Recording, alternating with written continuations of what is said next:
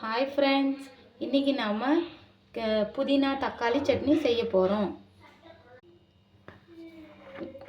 புதினா தக்காளி சட்னி செய்யறதுக்கு ஃபஸ்ட்டு பேன் வச்சு கொஞ்சம் எண்ணெய் சேர்த்துக்கலாம். எண்ணெய் காஞ்ச உடனே கடுகு சேர்த்துக்கலாம். இப்போ கடுகு பொரிஞ்ச உடனே கொஞ்சம் மிளகு சீரகம் சேர்த்துக்கலாம். மிளகு சீரகம் சேர்த்துட்டு கடலைப்பருப்பு உளுத்தம் பருப்பு கொஞ்சம் சேர்த்துக்கலாம். இது சட்னியில் சேர்க்கறதுனால கொஞ்சம் கிறிஸ்பியாக இருக்கும்.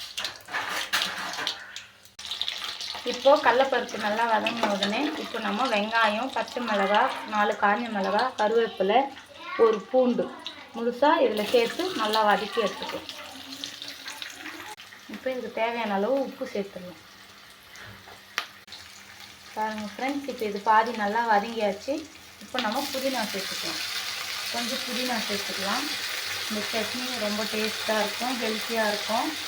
அதுவும் இல்லாமல் இந்த மழை நேரத்தில் இந்த புதினா சட்னி, தக்காளி புதினா சட்னி செஞ்சு சாப்பிட்றதுனால நம்மளுக்கு இருமல், சளி இதெல்லாம் தடுக்கும். பாருங்கள் ஃப்ரெண்ட்ஸ், இது நல்லா வதங்கியாச்சு. இப்போ நம்ம தக்காளி சேர்த்துக்கலாம். தக்காளி ஒரு எலுமிச்சை சைஸுக்கு புளி சேர்த்து இதை நல்லா வதக்கி எடுத்துகிட்டு வந்துடலாம். பாருங்கள் ஃப்ரெண்ட்ஸ், இப்போ இது நல்லா வதங்கியாச்சு. இதை நம்ம அரைச்சி எடுத்துகிட்டு வந்துடலாம். பாருங்கள் ஃப்ரெண்ட்ஸ், ஈஸியான புதினா தக்காளி சட்னி ரெடி. நீங்களும் ட்ரை பண்ணி பாருங்கள். உங்கள் பிள்ளைங்களுக்கு செஞ்சு கொடுங்க. இந்த மழை நேரத்தில் சளி பிடிக்காமல் இருக்கும். பாய் ஃப்ரெண்ட்ஸ், நெக்ஸ்ட் வீடியோவில் மீட் பண்ணுறோம்.